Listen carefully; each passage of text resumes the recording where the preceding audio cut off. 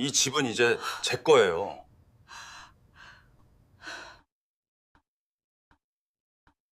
그 한마디가 방 안의 공기를 갈랐어요. 유리컵이 식탁 모서리에 닿으며 가느다란 소리를 냈고 공기 중에 떠있던 햇먼지가 서서히 가라앉는 걸 멍하니 바라봤죠. 말 한 줄이 이렇게 차갑고 길게 사람을 관통할 수도 있다는 걸 그날 처음 알았어요. 내 속에서 뭔가 툭 하고 끊어지는 소리를 정말로 들은 것만 같았으니까요. 민수 내 아들. 나는 오래도록 그 아이의 등을 떠받치며 살았어요. 열이 펄펄 끓던 밤마다 젖은 수건을 갈아엎고 새벽에 일어나 도시락을 싸고 군대 보내던 날엔 내 심장을 포대기로 감싸 묶어 같이 보냈죠. 그래서였나 봐요. 나는 자식이라는 것을 신념처럼 믿었어요. 자식은 언젠가 돌아선다 해도 끝내 돌아오게 되어 있다고.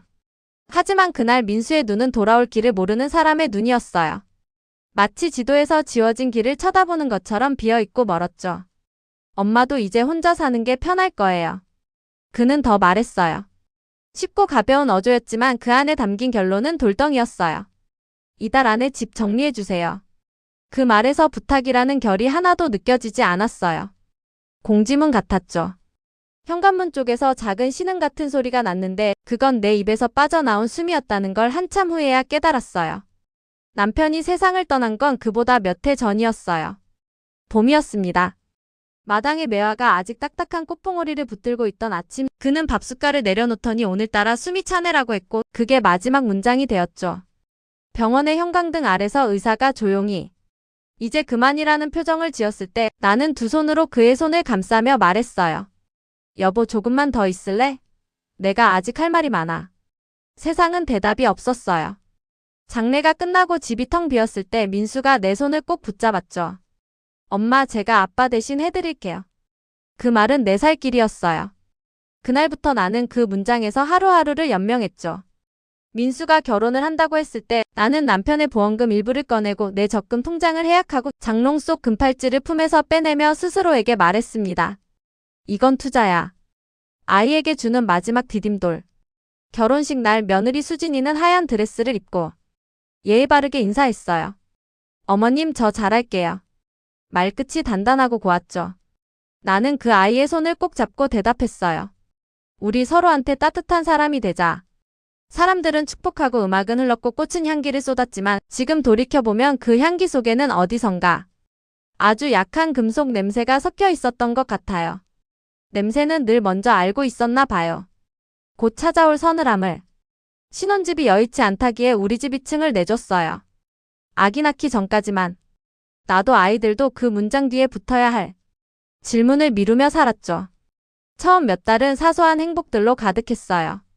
저녁이면 셋이 모여 밥을 먹고 민수는 국물 한 숟갈을 떠먹으며 엄마 이 맛이야 하고 웃었죠. 수진이는 퇴근길에 딸기를 사오고 나는 그 딸기에 설탕을 아주 약간만 뿌려 냉장고에 넣어두곤 했어요. 우리가 먹는 건 딸기였지만 사실 그때 우리가 먹고 있었던 건 함께라는 맛이었어요. 그 함께의 맛이 언제부터 옅어졌는지 정확한 날짜는 기억나지 않아요. 아마도 계절이 한두 번 바뀌고 집안 구석에 먼지가 얇게 앉듯 스며들었을 거예요. 수진이의 퇴근이 늦어졌고 말끝에 가벼운 가시가 돋았죠. 어머님 저희 부부도 우리만의 공간이 필요해요. 처음엔 그 말이 이해됐어요. 젊은 부부에게는 온전히 문 닫힌 시간이 필요하다는 것을 살아보니 알겠더군요. 나는 내 방 책장을 옮기고 거실 소파를 밀어주었어요. 짐이 움직일 때 나는 모서리 긁히는 소리가 내 안쪽도 긁어내는 것처럼 들렸지만 나는 그럴 수 있다고 중얼거리며 참았어요. 그러던 어느 초가을 저녁 민수가 서류 봉투를 들고 들어왔죠. 봉투의 모서리가 유난히 곱고 단단해 보였어요. 엄마 이 집 명의를 잠깐 아내 앞으로 옮기면 세금을 줄일 수 있대요. 대출도 유리하대. 그는 말을 아주 조리 있게 했고 잠깐이라는 단어를 2번이나 썼어요. 나는 그 잠깐의 마음을 내어주었습니다. 납득은 서툴렀고 믿음은 습관이었으니까요. 인감 도장을 내밀 때 손끝이 조금 떨렸어요. 도장을 찍은 자리엔 빨간 잉크가 동그랗게 번졌는데 그 원이 무슨 경계선처럼 느껴졌어요. 돌아오지 못할 선. 며칠 뒤 등기 우편이 왔어요. 종이를 펼치자 굵은 글씨가 눈에 들어왔죠. 소유자 박수진. 내 이름은 어디에도 없었어요. 그 순간 내 심장 주변의 공기가 빈캔처럼 찌그러지는 소리를 냈어요. 저녁에 수진이가 말했죠. 어머님, 이제 저희가 집 관리할게요. 거실은 우리 부부 공간이고 어머님 방은 이쪽으로. 어조는 예의 바른데 결정들은 이미 끝난 문장처럼 납작했어요. 민수는 내 눈을 피했고 나는 그의 눈을 찾다가 결국 거울 속 내 눈과 마주쳤죠. 그 눈은 오래도록 무언가를 지켜온 눈이었고 이제는 더 지킬 것이 없어진 눈이었어요. 그리고 그날로부터 며칠이 지나지 않아 민수의 공지가 내려졌습니다. 엄마, 이달 안에 집 정리해주세요. 우리도 우리 생활을 해야 해서요. 바닥에 나무결이 순간 아주 선명해 보였어요. 결 하나하나가 강처럼 이어지고 그 강. 어디쯤에 내가 어제까지 놓아두었던 슬리퍼의 자국이 흐릿하게 찍혀 있었죠. 그 자국까지 내가 아닌 것이 되는 순간이었어요. 짐을 쌀 때 나는 3개의 상자에 이름을 붙였어요. 남편 민수나. 남편 상자에는 낡은 작업복과 출퇴근 때 매던 가방, 오래된 연장 몇 개를 넣었고 민수 상자에는 초등학교 때 썼던 학습장과 유치원 졸업식 사진, 군대에서 보낸 첫 편지를 넣었어요. 마지막 상자에는 내 스웨터와 손때 묻은 냄비, 그리고 잘 돌아가지 않는 시계 하나. 남편과 민수 상자에는 시간이 차곡차곡 쌓였는데 나 상자는 이상하게도 가벼웠어요. 나는 언제부터 나를 비워가며 살았을까요? 그렇게 집을 나왔습니다. 현관문을 닫을 때 힌지가 끽 소리를 냈고 그 소리가 등에 눌어붙은 채로 계단을 내려왔죠. 밤 공기가 차가웠어요. 서울의 가을은 늘 차갑지만 그날은 뼛속을 누르는 다른 냉기가 섞여 있었어요. 택시 뒷좌석에 앉아 창밖을 보니 가로수 잎들이 노랗게 타 있었고 신호에 맞춰 파도처럼 흔들렸어요. 하나도 내 것이 아니었고 모두가 내 것이 아니었습니다. 친구 영숙이 집에 며칠 신세를 졌어요. 밥을 먹는 둥 마는 둥 밤이면 남편 사진을 꺼내놓고 말을 걸었죠. 여보, 민수가 그러네. 사진 속 남편은 늘 그 표정이었어요. 무언가를 고칠 때 눈썹을 모으고 해결책을 떠올렸을 때 아주 미세하게 입꼬리를 올리는 그 표정. 나 어떻게 해야 해? 물으면 사진은 늘 대답하지 않았어요. 대신 주방 창틀 위로 아침빛이 번져 들어왔죠. 빛은 늘 대답 대신이었어요. 일어나라. 동네 복지관 게시판에서 시니어 요리봉사단 모집 공고를 본 건 초겨울이었어요. 공고지에 모서리가 비스듬히 말려 있었고 스테이플러 자국이 오래된 상처처럼 시커멓게 박혀 있었죠. 나는 종이 앞에서 한참 서성이다가 이름을 썼어요. 노미정. 내 이름을 내 글씨로 적는데 오래된 우물이 퍼올려지는 느낌이 들었어요. 아, 이것도 있었지. 나. 첫 봉사 날 칼을 잡은 손이 분필가루처럼 부서질 것 같았어요. 양파를 썰다 눈물이 나길래 속으로 중얼거렸죠. 양파 때문이야. 나와 눈물 사이에 대입할 핑계가 생긴 게 고마웠어요. 된장찌개를 끓일 때 국물이 팔팔 끓으며 푸르르 숨을 쉬었어요. 냄새가 주방 천장에 닿았다가 줄줄 내려와 내 어깨를 감싸는 것 같았죠. 옆자리의 봉사자가 말했습니다. 선생님 손맛 깊네요. 그 말이 젓가락처럼 내 마음을 툭 건드렸고 그 순간 나는 알았어요. 내가 완전히 무너진 건 아니었다는 걸. 하루 이틀 일주일 한 달. 사람들의 이름이 익숙해지고 가마솥의 열기가 뼛속을 데우기 시작할 즈음 나는 다시 잠을 잘 수 있게 되었어요. 국을 큰 통에 나눠 담고 김치를 소분해서 상자에 넣어 배달을 나갈 때 바깥 공기가 아주 또렷하게 느껴졌어요. 겨울의 공기는 나를 한꺼번에 붙잡았다 놓아주었고 그 사이사이로 나는 숨을 쉬었죠. 숨을 쉰다는 건 아직 살아있다는 뜻이었고 살아있다는 건 아직도 할 수 있는 일이 있다는 뜻이었어요. 3년이 지났고 우리는 작은 반찬 가게를 열었어요. 이름을 정할 때 나는 오래 생각했어요.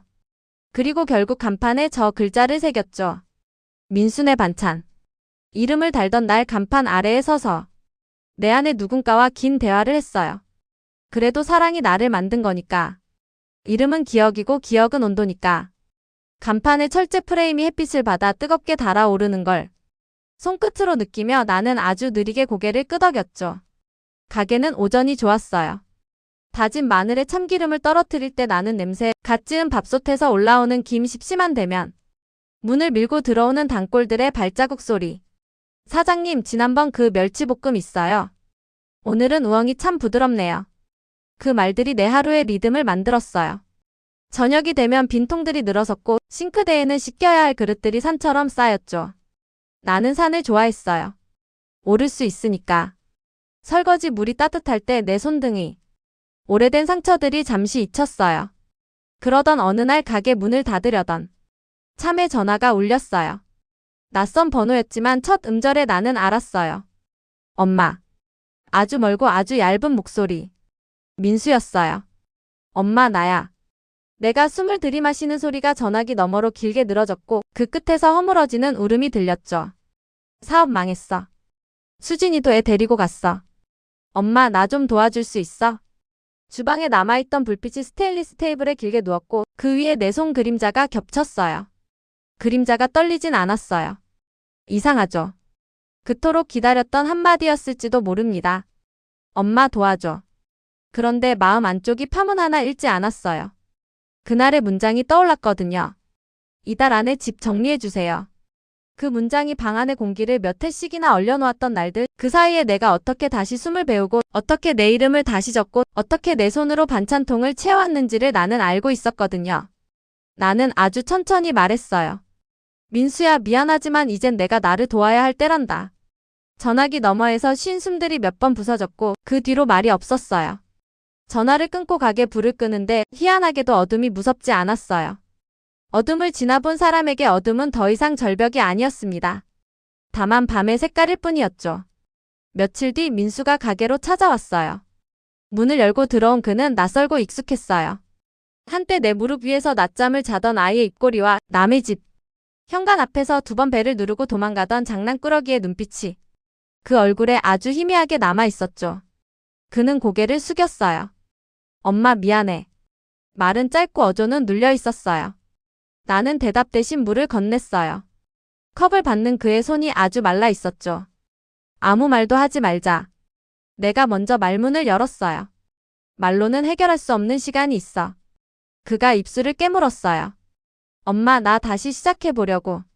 어디서부터 어떻게 해야 할지 모르겠는데 그냥 엄마 밥이 생각났어. 나는 조용히 고개를 끄덕였죠. 그럼 밥은 먹고 가라. 그날 나는 그에게 국을 데워주고 김치를 덜어주고 보리차를 따라 주었어요. 그것이 도움인지 아닌지 나는 끝내 결론을 내리지 않았어요. 다만 그날 그는 밥을 남기지 않았고 그릇을 싱크대에 가져다 놓으며 아주 작게 고맙다고 말했죠. 봄이 한 번 더 지나가고 여름의 덩굴이 벽을 타오르기 시작할 즈음 민수에게서 편지가 도착했어요. 봉투 앞면에 적힌 글씨는 예전과 달랐습니다. 가로액이 덜 흔들리고 세로액이 조금 길어졌죠. 그는 편지에서 조용하게 말했어요. 엄마, 반 지하에서 작은 국밥집을 시작했어요. 손님이 많진 않은데 설거지를 하다 보면 엄마가 가끔 보여요. 엄마가 말하던 불의 색이 소금의 한 꼬집. 그게 이렇게 어려운 줄 몰랐어요. 내가 그때 왜 그렇게 했는지 이제 조금 알 것 같아요. 편지는 길지 않았어요. 그러나 사이사이에 그는 오랫동안 못했던 말들을 쌓아두었더군요. 미안했다는 말, 고맙다는 말, 그리고 엄마라는 호칭. 나는 편지를 접어 서랍에 넣고 한동안 손잡이를 닫지 못했어요. 문이라는 건 닫는 마음이 있어야 닫히는 거더군요. 나는 마음의 빗장을 아주 천천히 내렸어요. 용서는 마음의 근육 같아서 처음엔 아프고 버겁지만 자꾸 움직이면 어느 순간 굳은 살이 생기고 그 다음엔 힘이 되더군요. 지금 내 아침은 조금 바빠요. 해가 들기 전에 시장에 들러 물을 고르고 깻잎을 한 단 만져보고 손끝으로 줄기의 탄력을 확인하죠. 오늘 김치에는 젖을 덜어야겠다. 결정은 사소하지만 사소함들이 모여 하루를 만듭니다. 가게 문을 열면 첫 손님이 늘 같아요. 앞집의 정씨 할아버지. 사장 양반, 오늘도 단무지는 두껍게. 나는 웃으며 대답하죠. 할아버지, 단무지는 얇게 먹어야 맛이 배어요. 우리는 매일 그 농담을 반복하고 매일 같은 자리에서 다르게 웃어요. 같은 문장을 다르게 웃는 것이 삶이더군요. 점심이 지나고 손님이 한꺼번에 빠져나가면 1시간쯤의 고요가 가게를 채웁니다. 그때 나는 남편의 안경을 꺼내 닦아요. 렌즈가 얇아서 닦을 때마다 손끝이 조심스러워요. 여보, 나 이제 괜찮아. 안경 너머로 비치는 세상은 조금 더 선명해 보여요. 선명하다고 해서 쉬운 건 아니지만 적어도 흐릿하지는 않죠. 선명함과 쉬움은 다른 말이더군요. 텃밭에서는 상추가 잘 자라요. 가끔 이웃들이 지나가다 물어봐요. 비법이 뭐예요? 나는 웃으며 말하죠. 가끔 말을 걸어줘요. 오늘도 예쁘다고. 식물은 알아듣는지 모르는지 잎사귀를 흔들어 대답해요. 흙냄새가 좋아요. 비 온 다음 날은 특히 땅에서 올라오는 냄새는 오래된 집의 서랍을 여는 냄새와 비슷해요. 그 안에 기억들이 눕고 기억들은 젖어 있으면서도 따뜻하죠. 나는 내 기억들 사이를 손으로 가르며 길을 냅니다. 길을 내는 사람은 더 이상 길을 잃지 않더군요. 가끔 누가 물어요. 그렇게 된 아들 아직도 원망 안 해요? 나는 대답해요. 원망은 불씨라 오래 지고 있으면 손을 태워요. 그 불로 라면 물이나 끓이면 모를까 나는 그 불을 흙에 묻었어요. 그 말을 하고 나면 문득 웃음이 나요. 내 안의 불은 이제 가마솥 아래에서만 탑니다. 누군가의 밥이 되는 불. 그게 내 복수예요. 나를 내쫓았던 세상에게 내 삶으로 답하는 것. 미워하지 않고도 단단해지는 법을 배우는 것. 어느 저녁 가게 셔터를 내리기 전 민수가 가게 앞을 지나갔어요. 그는 안으로 들어오지 않았고 유리문 너머로 내게 고개를 숙였죠. 나는 고개를 끄덕였어요. 그게 맞는 거리였어요. 다음날 아침 가게 문틈으로 작은 봉투가 끼워져 있더군요. 가끔 내가 만든 김치를 갖다 드려도 될까요? 맛이 맞는지 여쭙고 싶습니다. 봉투 속엔 짧은 문장 하나와 함께 지하 국밥집 전단이 들어 있었어요. 전단의 종이는 얇았고 잉크는 약간 번졌지만 한 줄만은 또렷했어요. 어머니의 손맛을 담고 싶습니다. 나는 그 전단을 간판 옆에 자석으로 붙였어요. 붙잡아둘 수 없는 것들도 붙여둘 수 있는 곳이 있더군요. 밤이 깊어지면 나는 여전히 가끔 울어요. 울음은 제가 아니어서 죄책감 없이 울어요. 남편 사진 앞에서 사흘, 아들 사진 앞에서 또 사흘을 울던 그 지난 날과는 다르게 이제 울음은 끝을 알고 있어요. 그 끝에서 나는 늘 같은 말을 합니다. 나 괜찮아. 그 말 뒤엔 침묵이 아니라 숨이 이어져요. 숨이 이어진다는 건 내일도 이어진다는 뜻이에요. 민수가 언젠가 다시 문을 열고 들어와. 오래 앉아있더라도 들어오지 않고 먼발치에서만 고개를 숙이고 지나가더라도 그건 이제 그의 몫이에요. 내 몫은 내 불을 지키는 것. 내 불이 꺼지지 않게 너무 세지도 약하지도 않게 반찬 냄비 아래에서 고르게 타도록 살피는 것. 사랑이란 결국 불의 다른 이름이기도 하니까요. 너무 가까이 되면 되고 너무 멀면 식는. 나는 오늘도 뚜껑을 엽니다. 김이 피어오르고 마늘이 튑니다. 소금 한 꼬집을 집어넣을 때 손끝이 기억의 무게를 잽니다. 정확히 이만큼 모자라지 않게. 이만큼이 무엇인지를 알기까지 오래 걸렸지만 기다릴 만했어요. 내 인생의 간을 다시 맞추는 일? 그것이 내 복수의 다른 말이니까요. 그래서 이제는 누군가 내게 묻습니다. 정말로 괜찮냐고. 나는 대답합니다. 응, 괜찮아. 괜찮지 않은 날도 괜찮아. 괜찮지 않은 날이 있다는 걸 인정하는 순간 이상하게도 견딜만해지거든요. 견딜만해진다는 건 끝내 지나간다는 뜻이고 지나간 자리엔 늘 새로운 그릇을 둘 수 있다는 뜻이에요. 나는 새 그릇을 꺼내 식탁 위에 올립니다. 그릇 위에 빛이 조용히 앉고 그 빛이 내 얼굴까지 번져와 앉습니다. 조용한 여운이라는 것이 아마 이런 빛의 모양이겠죠. 이런 자식이라면 연락 끊는 게 맞다면 남은 생을 내 이름으로 뜨겁게 살겠다면 그 판단은 각자의 식탁 위에서 각자의 밥숟갈로 내리면 됩니다. 나는 오늘도 내 밥을 뜨고 내 삶을 씹습니다. 그리고 천천히 삼킵니다. 씹는 동안은 슬픔도 맛이 되고 삼키고 나면 힘이 되니까요.